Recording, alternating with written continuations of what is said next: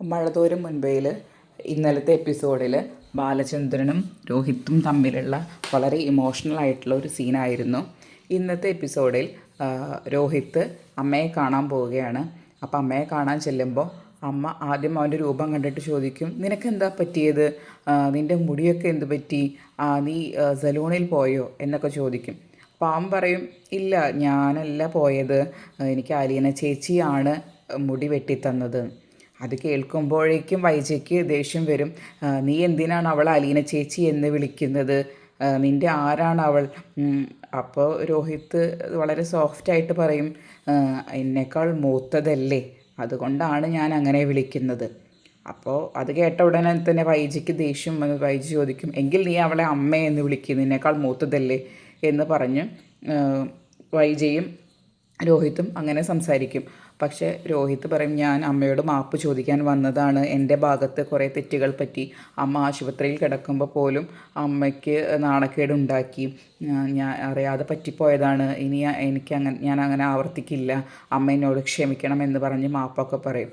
അതിൻ്റെ കൂട്ടത്തിൽ തന്നെ രോഹിത്ത് പറയും, ഞാൻ ഇന്നലെ അച്ഛനോടും ഇങ്ങനെ മാപ്പ് പറഞ്ഞിരുന്നു. അത് കേട്ടപ്പോൾ വൈജയ്ക്ക് തീരെ ഇഷ്ടപ്പെട്ടില്ല. വൈജ പറയും, നിന്നെക്കൊണ്ട് അലീനെ നിർബന്ധിച്ച് മാപ്പ് അറിയിച്ചതാവും അല്ലേ എന്നൊക്കെ പറയും. പക്ഷേ രോഹിത്ത് ആ ഒരു സമയത്തൊക്കെ വളരെ സോഫ്റ്റായിട്ട് തന്നെയാണ് നിൽക്കുന്നത്. അത് കഴിഞ്ഞതിന് ശേഷം പിന്നെ അലീനയാണ് കാണിക്കുന്നത്. അലീന അടുക്കളയിൽ തിരക്കിട്ട് പണി ചെയ്യാണ്. പക്ഷെ അവൾക്ക് ഭയങ്കര ഒരു ക്ഷീണം ഉണ്ട്. അപ്പോൾ കൃഷ്ണ ചോദിക്കും, എന്ത് പറ്റി അലീന ചേച്ചിക്ക് എന്താണ് പറ്റിയതെന്ന്. അപ്പോൾ അലീന പറയും, എനിക്ക് ചെറുതായിട്ട് പനി വരുന്നുണ്ടോ എന്നൊരു സംശയം. അത് രോഹിയേട്ടൻ്റെ കയ്യിൽ നിന്ന് കിട്ടിയതാവും, രോഹിയേട്ടന് പനിയായിരുന്നല്ലോ എന്ന് കൃഷ്ണയും മറുപടി പറയും. ആ സമയത്താണ് ബബിത അങ്ങോട്ട് വരിക. അപ്പോൾ ബബിത ചോദിക്കുക, എന്താ നിങ്ങൾക്ക് ഇത്ര വലിയ ഡിസ്കഷൻ? അപ്പോൾ കൃഷ്ണമോൾ പറയും, അലീന ചേച്ചിക്ക് പനിക്കുന്നുണ്ടെന്ന് തോന്നുന്നു, രോഹിയേട്ടൻ്റെ കയ്യിൽ നിന്ന് കിട്ടിയതാണെന്ന് ഒരു സംശയമുണ്ട്.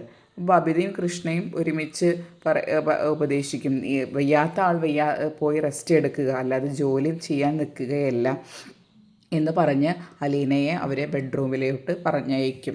അതിനുശേഷം ബബിത പോയി ബാലചന്ദ്രനോട് പറയും, അച്ഛ ഇവിടെ ഒരാൾക്ക് പനിയുണ്ട്, അച്ഛൻ ഡോക്ടറെ വിളിക്ക്. അപ്പോൾ രോഹിത്തിനാണോ എന്ന് ചോദിക്കും. രോഹിത്തിനല്ല, അച്ഛൻ്റെ പ്രിയപ്പെട്ട മോൾക്ക്. കൃഷ്ണമോൾക്കാണോ?